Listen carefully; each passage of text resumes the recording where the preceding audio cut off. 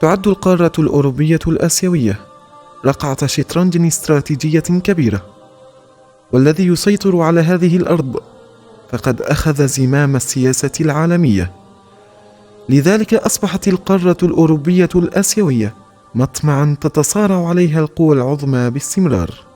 لقد كانت تركستان الشرقية الواقعة في وسط آسيا عقدة مهمة في رقعة الشطرنج السياسية العالمية.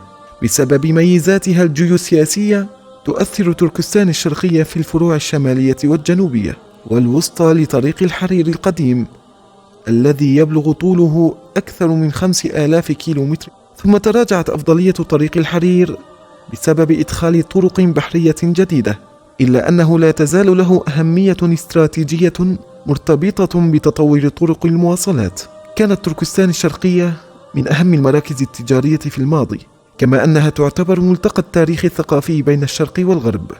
وكذلك تحتل تركستان الشرقية المرتبة 17 عالميا، حيث تبلغ مساحتها 1,828 كيلومتر مربع بعد إندونيسيا والسودان. تقع تركستان الشرقية في المناطق البرية الداخلية من آسيا وأوروبا على حدود روسيا، كازاخستان وقرغيزستان وطاجكستان وباكستان وأفغانستان والهند ومنغوليا، وكذلك التبت المحتلة ومنغوليا الداخلية، ويعيش فيها مسلمون من مختلف القوميات والأعراق كالأيغور والقزق والقرغيز والطاجيك وشعب الخوزو والتتار والأوزبك. هؤلاء المسلمون في هذه الأرض لا يعرفهم معظم المسلمون، وقد لا يعرفون موقعهم حتى على الخريطة. هؤلاء المسلمون تعرضوا لجميع أنواع التعذيب والاضطهاد والنهب والتهجير منذ احتلال الشيوعيون الصينيون لهم عام 1949 ميلادية. يبلغ عدد سكان تركستان الشرقية حوالي 24 مليون نسمة وفقا للبيانات الرسمية لدولة الصين عام 2022، منهم 10,700,000 من الأويغور، أي ما يعادل 45% من عدد السكان الأصليين. كذلك هناك 1,460,000 من مسلمين الكازاخ، والذين يمثلون 7% من عدد السكان الأصليين، وهناك 1% مسلمون آخرون، والباقي هم الصينيون وأعراق أخرى. إلا أن هذه المعلومات ليست بصحيحة، إنما هي لأغراض سياسية تخدم الصين في سياسة التغيير الديمغرافي. ومن ناحية أخرى يعتقد تركستانيون أن هناك من 30 إلى 40 مليون نسمة من الأيغور، وما يقارب 4 مليون من الكازاك، أو أكثر من نصف مليون قرغيز في تركستان الشرقية. وكذلك الأقليات المسلمة من الشعوب الأخرى أكثر بكثير مما جاء في البيانات الرسمية الصينية، وهذه الإحصائيات تستند إلى بيانات مقارنة عدد السكان في الخمسينيات مع عدد السكان الحالي في تركستان الشرقية، حيث أنه في عام 1949 كان الشعب الأيغوري يمثلون 80% من عدد السكان الأصلي، إلا أنه في عام 2018 انخفضت النسبة إلى 49%. أيضا عام 1953 كان الصينيون يمثلون 5% من سكان تركستان الشرقية، وفي عام 2022 ارتفعت إلى أكثر من 42%، وذلك بسبب التدفق الممنهج من الصينيين باتجاه تركستان الشرقية. تركستان ليست فقط أهم مصدر للطاقة التي ينهبها الشيوعيون الصينيون، بل هي بوابة الصين إلى الأسواق الأوروبية والآسيوية، أي أنها تمثل شريان الحياة بالنسبة للصين. كما أن تركستان الشرقية هي القاعدة الرئيسية التي يعتمد عليها الصينيون في إمدادات الطاقة وأمن الطاقة، وكذلك جميع أنواع المواد الخام الصناعية والموارد المعدنية، لأنه في تركستان الشرقية تتوفر الموارد المعدنية بجميع أنواعها، كما أنها تعد غنية جدا وتحتوي على كميات احتياط كبيرة لهذه المعادن. وكذلك لديها آفاق واسعة للتنمية، حيث أنه تم اكتشاف 138 نوعا من الموارد المعدنية، ويشكل هذا العدد نسبة 85% من إجمالي الموارد المعدنية في الصين. وتم التحقق من كمية احتياط 99 نوع منها، ليظهر أن 10 أنواع تحتل المرتبة الأولى في الصين، و58 نوعا من ضمن المراتب العشر الأولى. إن أرض تركستان الشرقية غنية جدا بالنفط والغاز الطبيعي والفحم والحديد والنحاس، والذهب والكروم والنيكل والمعادن النادرة والملح ومواد البناء واحتياطات الذهب. ووفقا لبعض المصادر يبلغ إجمالي الاحتياط النفطي في تركستان الشرقية 23 مليار طن، مما يجعلها كدولة الكويت من ناحية النفط في القرن 21. وكذلك فيها من الغاز الطبيعي حوالي 13 تريليون متر مكعب. وبالنسبة للفحم تعد المدينة الأولى في الصين، وفيها 2 تريليون و200 مليار طن، وهو يمثل 40% من احتياطي الفحم الصيني. كما كشفت دراسة تمت في نهاية عام 2000 أن أغنى مدينة في احتياطات النحاس في الصين هي تركستان الشرقية. كذلك من ناحية اليورانيوم، فإن حوض إيل الموجود في تركستان الشرقية يعتبر أحد أهم أحواض اليورانيوم، حيث نجح اللواء 216 من المؤسسة النووية الوطنية الصينية في تعديل رواسب اليورانيوم من نوع الحجر الرملي. وأصبحت الصين صاحبة أول مخزون يورانيوم في العالم بمقدار 10,000 طن، والمصدر الرئيسي لتطوير الأسلحة النووية الصينية. وتعد تركستان الشرقية من أغنى المدن بموارد السياحة الطبيعية والإثنوغرافية، وكذلك فيها مناظر طبيعية جميلة وفريدة من نوعها. تحتوي أيضا على قمة جليدية رائعة وصحاري يتعذر الوصول إليها، وحدائق من أجمل حدائق الأرض، والعديد من المعالم الأثرية الشهيرة. كما أن تركستان الشرقية تعد من أهم المدن الموردة للفواكه، حيث تحتوي على أكثر من 300 نوع من الفواكه عالية الجودة، وكان يطلق عليها في العصور القديمة أرض الفاكهة. تبلغ مساحة الأراضي الزراعية لتركستان الشرقية أكثر من 63 مليون هكتار، بما في ذلك أكثر من 4 مليون هكتار صالحة للزراعة، وأكثر من 6 مليون هكتار من الغابات، و51 مليون من الأراضي العشبية، وهو يمثل 20% من إجمالي مساحة الأراضي العشبية التي احتلتها الصين. وهي واحدة من أكبر 5 مناطق للمواشي، بل هي على وجه التحديد المرتبة الثانية في الصين بعد منغوليا الداخلية. بلغت كمية الفاكهة المنتجة في تركستان الشرقية لعام 2020 11 مليون طن، وكمية الحبوب المنتجة لنفس العام 15 مليون طن. وكذلك بلغ إنتاج القطن 51 مليون طن، وهو ما يمثل 87% من إنتاج الصين، والذي يمثل ربع إنتاج القطن العالمي. وكذلك بلغ إنتاج البندورة 70% من إنتاج الصين، حيث أيضا يمثل ربع إنتاج العالم لدبس البندورة. وكذلك تعد تركستان الشرقية من المدن الغنية بطاقة حرارة الأرض والأشعة الشمسية وطاقة الرياح بمتوسط 2600 إلى 3500 ساعة سنويا، وتعد المرتبة الثانية في الصين لو تصورنا تركستان الشرقية مستقلة عن الصين. وبهذه الإحصائيات فإنها ستكون بين أغنى دول العالم. ومع ذلك تركستان الشرقية التي تمون الصين والعالم تعد المرتبة 21 من بين 31 محافظة في الصين من حيث التنمية الاجتماعية والرفاهية. تم إبعاد المالكين الأصليين لهذه الأراضي، وكذلك أصحاب الأموال والصناعات الثقيلة والمهمة، وذلك بسبب قيود سياسية من قبل الحكومة الصينية، وهم الآن يشتغلون عمال وحرفيين صغار. 在新疆赚到大钱的人基本都是外地人。那今天呢，我要讲一下这个事实啊，大家必须深思一下为什么。我说新疆是比较好赚钱的地方，是有一定根据的。那我从这几个点聊一下啊，你看看我说的对不对？那边疆宾馆成就了很多人，最早一批来的都是温州人，个个都赚了大钱。他们发现生意下滑了，赶紧撤出。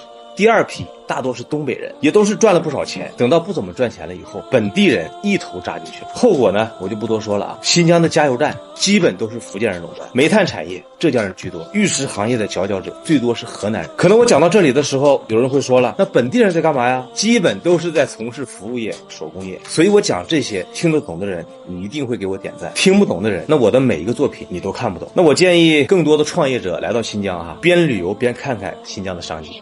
تركستان الشرقية أصبحت أكبر منطقة لتجارة الأعضاء البشرية في العالم، وأصبحت هذه التجارة مصدر دخل لدولة الصين بمقدار مليار دولار. كما أن الصين تمول العالم بأعضاء المسلمين من تركستان الشرقية. Good afternoon everybody, I'm Candy. Right now I am in Beijing Tongshan Town Hospital of Traditional Chinese Herbal Medicine. Now we are in the second floor. Here is the prayer room. That will be the area for all those Muslim patients. When they come here, they will pray. So you can have a look. In the second floor, we also have a very big resting area. That is after the patients finish praying, they also can sit here, they can drink some coffee, they can talk in and relax themselves. Behind me, there is a Muslim canteen. So for all those Muslim patients, they can enjoy their food during the hospitalization in China. نسبة الكرياتين عندي تقريبا 450 الآن 300. أشعر بتحسن، عملت الخلايا الجذعية، أنا متفائل جدا بالعلاج هنا، بالإضافة إلى هناك أمور كثيرة تحسنت في وظائف الكلى، تنشطت بفضل الله ثم بفضل هذا المستشفى. الحمد لله الحمد لله. أشكرك. عفوا. أوكي. أنا محمد عباس، تعالج الآن في المستشفى، مستشفى جيد جدا وتشعر بأنك في البيت، يعني ما كأنك في مستشفى. المستشفى ممتاز. أنا الآن صار لي في المستشفى حوالي أسبوعين. الأسبوع الأول أخذت فحص في تحسن كبير، واليوم أخذت فحص ثاني وإن شاء الله تكون النتيجة جيدة. في تركستان الشرقية أكبر نسبة عمالة قسرية في العالم، وبأجور رخيصة جدا تصل لحد الاستبعاد، حيث يتم إغراق العالم بمنتجات رخيصة الثمن بسبب التوفير من أجرة العمال، وبهذا تعد الصين الدعامة الأساسية للسوق العالمية. وهذا يعني أن تركستان الشرقية أرض ثمينة لا يريد الصينيون التخلي عنها ولا حتى في منامهم. 你们知不知道西藏新疆它深刻背景呢？科索沃为什么西方国家看好？科索沃的铜矿、铁矿是欧洲最多的，知道吗？现在为啥开放新疆、西藏了？你中华民族要富了，而且这两个地方又是你们未来100年要富的根本基础，都已经 C 型包围一圈，都已经这样了，中国人还在睡觉啊！所以这次我讲爱国主义，讲到了新疆同学给我拥抱，为什么呢？我就跟他们讲，亲爱的新疆同学，我在广州讲嘛，新疆同学给我拥抱。我说为什么呢？祖先8辈我们都在一起啊，同学们，别去听美国人、西方人的。你们新疆现在是整个中亚最富有的地方，什么乌兹别克斯坦、吉尔吉斯斯坦、塔吉克斯坦、巴基斯坦，凡是他妈的站到坦的没有一个好的。我在浙大王书记给你汇报，我实行了特别计划，我提出的口号是绝不让一个新疆同学、西藏同学落下。他们到我们这儿来读书，我一定要让他平安的毕业。为什么？这是为了我们的未来。现在怕的不是他们，是我们这是汉族同学。我告诉你，什么汉族同学爱少数民族，还少数民族爱汉族不够。同志们啊，汉族的同学如果我们都不去新疆，谁守新疆？你们听我的话，丢掉了新疆和西藏，中华民族不仅会丢掉现在，会丢掉我们中华民族的未来。أصبح مسلمو تركستان الشرقية الذين هم المالكون الأصليون لهذه الأرض أكبر عقبة أمام الصين، ويعد دين الإسلام هو أكبر تهديد للصين ضد الاستعمار منذ تولي شي جين بينغ قيادة الحكم في الصين، حيث أن ازداد القهر والقمع والظلم والاضطهاد ضد مسلمي تركستان الشرقية. ولو نظرنا إلى أنشطة الصين في تركستان الشرقية من عام 2016 نرى أنه يتم إرسال الملايين من المسلمين تحت مسمى التعليم وإعادة التأهيل، وفي الحقيقة تتم هناك إبادة جماعية. في تركستان يمنع اللباس الشرعي للنساء أو اللباس الديني للرجال، وتحظر الأسماء الدينية، ويغير الأذان والإقامة والذكر، وكذلك يتم تدمير مساجد عمرها آلاف السنين وتحويلها إلى حظائر للخنازير، وتحويل بعضها إلى بيوت دعارة. كما أن في الصين يتم حرق وتمزيق المصاحف وإهانة المسلمين بشتى الوسائل وفق سياسة خبيثة ممنهجة. يتم إرسال الرجال المسلمين إلى معسكرات الاعتقال، كما يتم عزل الأطفال عن والديهم حتى تضيع أنسابهم وتتغير هويتهم، ويتربون وفقا لتعاليم الشعب الصيني الشيوعي الكافر. 真棒！我们中国的全称叫什么？中华人民共和国。我们中国的首都在哪里？北京。啊，我们中国有多少个民族？56个民族。小朋友，你作为一个中国人，你最自豪的感受是什么？我骄傲，我是中国人。就是，觉得好看的很，好看的。最近有22个国家联合起来向联合国的人权理事会致信，谴责中国大规模拘禁这个新疆的维吾尔族，还有其他的穆斯林人口。这22个国家呢，包括像加拿大、新西兰、日本、澳大利亚，还有像英国、法国、德国等18个欧洲国家。这是现在的西方国家第一次联合起来针对新疆问题向中国施压。这些国家呢，他们要求中国政府停止这个拘禁这些穆斯林，然后要求中国关闭所谓的再教育营在他们眼里这是集中营。值得一提的是，这22个国家里边没有美国，因为美国已经退出了联合国的人权理事会。美国对中国是另起炉灶的，这个我们先按下不表因为目前看来呢，早晚有一天，这个美国会把这个人权问题拿出来，和它的贸易问题绑在一起，跟中国去施压这个以后再说。虽然美国到目前为止还没有真正的出手，而且大家可能已经注意到了，这22个国家里边没有一个是穆斯林国家。你可以看出来，这个穆斯林国家是多么容易被收买，多么容易就是多么害怕中国的报复。الدول العربية التي ستطلق الألعاب النارية بعد أيام من الآن بملايين الدولارات في الهواء، لا أظنها أنها تعرف أن هناك 1,000,000 مسلم في الصين يعيشون في إقليم مضطهد، الصلاة ممنوعة، النقاب ممنوع، يجبرون على تناول وأكل لحم الخنزير وشرب الخمر، اللحية ممنوعة، يقتل هؤلاء في الشوارع.